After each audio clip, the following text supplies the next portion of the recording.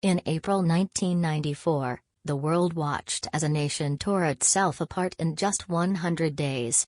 While the technology of death in the Holocaust was industrial, the injustice in Rwanda was intimate. Neighbors killed neighbors with farm tools, teachers killed their students. But the roots of this horror weren't ancient tribal hatreds, they were a bureaucratic invention. The Rwandan genocide was the final, bloody result of a divide-and-rule strategy that began decades earlier under colonial rule. When Belgium ruled Rwanda, they introduced a mandatory ID card system. They used pseudo-scientific measurements, nose width, height, and eye color, to classify the population into Hutu and Tutsi.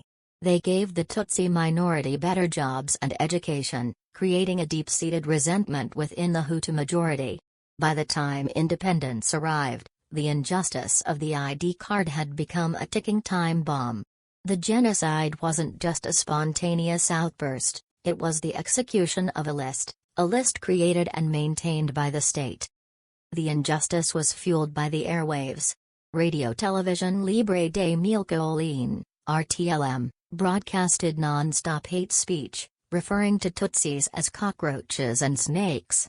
They didn't just tell people to kill, they gave out addresses and told people that if they didn't kill, they would be killed themselves.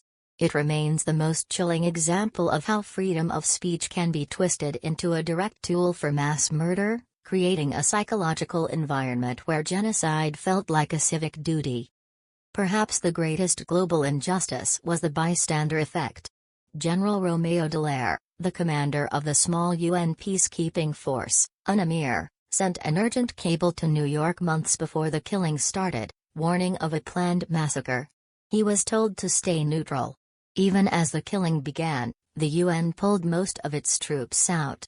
The international community, burned by the failure in Somalia a year earlier, refused to use the word genocide because it would have legally obligated them to intervene. They prioritized political safety over the lives of 800,000 people. How do you achieve justice after 100 days of madness? With over 100,000 perpetrators in jail, Rwanda turned to Gacaca, community-led grassroots courts. Survivors and killers sat together on the grass in their own villages to discuss the truth. The injustice of Rwanda is so vast that traditional courts couldn't contain it.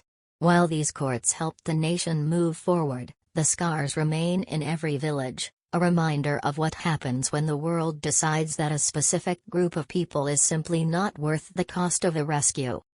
Rwanda taught us that the difference between tragedy and genocide is often just a matter of international political will.